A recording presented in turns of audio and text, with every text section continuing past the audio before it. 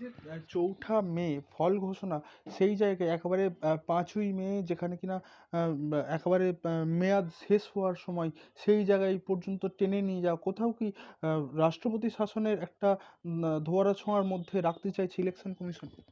দেখুন, সেটা তো এখন অলরেডি ভোট ঘোষণা হয়ে গেছে।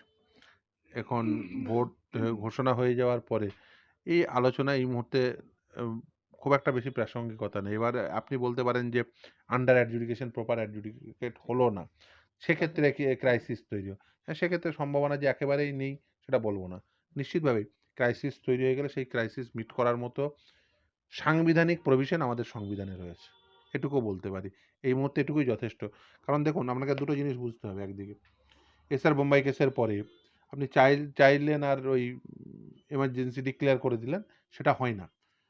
কিন্তু যদি এটা দেখা যায় যে একটা বৃহৎ সংখ্যক ভোটার তারা আন্ডার অ্যাডজুডিকেশন হয়ে আছে, অথচ তারা ভোট দিতে পারবেন না, আচ্ছা। এবং অ্যাডজুডিকেশনটাও কমপ্লিট হলো না। দেখুন, আমি সরি, আমাকে মার্জনা করবেন, এই যে ধরুন জুডিশিয়াল অফিসার নিয়োগ করা 700 জন বিচারক, এই যে ধরুন আমাদের যে স্পেশাল ইন্টেন্সিভ রিভিশন হচ্ছে, যে রোল রিভিশনে কিন্তু অ্যাজ সাচ এই স্টেজে যখন দায়িত্ব BLO, ERO, এইআরও, DLO, DEO, district election officer, তখন আপনি সেখানে জুডিশিয়াল অফিসারদের কোনো রোল নেই। কিন্তু সুপ্রিম কোর্ট যেহেতু নির্দেশ দিয়েছে, তারা সেই নির্দেশ পালন করছেন। আপনি যদি যেখানে ইলেকশনের এই যে পুরো পদ্ধতিতে যেখানে জুডিশিয়াল অফিসারের কোনো রোল ছিল না, তাদেরকে রোল নিয়ে এসে দায়িত্ব পালন করতে বাধ্য করছেন, একদিকে যেমন এটা ঠিক, অপরদিকে এই যে বৃহৎ পরিমাণ মানুষের অ্যাডজুডিকেশনে থাকলেন, তার ফলে একটা বৃহৎ পরিমাণ মানুষের মনে কিন্তু এখন উদ্বিগ্নতা রয়েছে। এটা করতেই হতো না।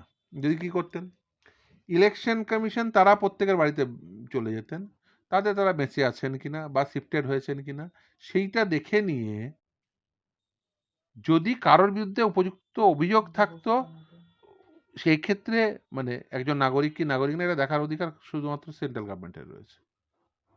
আর রিপ্রেজেন্টেশন অফ পিপলস অ্যাক্টে কারো সিটিজেনশিপ দেখতে পারেন না আপনি। আপনি সিটিজেনশিপ অ্যাক্ট আলাদা, রিপ্রেজেন্টেশন অফ পিপলস অ্যাক্ট আলাদা। এসআইআর করছেন রিপ্রেজেন্টেশন অফ পিপলস অ্যাক্টে। সিটিজেনশিপ আপনি দেখবেন কি করে? কালকে যদি ধরুন রাস্তায় দাঁড়িয়ে পুলিশ ফাইন করতে গিয়ে বলে, না না আপনি ভারতবর্ষে তথা পশ্চিমবঙ্গে গাড়ি চালাচ্ছেন, আমি ভারতবর্ষের নাগরিক কিনা আমি এটা যাচাই করবো, তারপর আপনাকে গাড়ি চালাতে দেবো, বাইক চালাতে দেবো। আপনার ড্রাইভিং লাইসেন্স থাকলেও আমি যাচাই করবো আপনি নাগরিক না।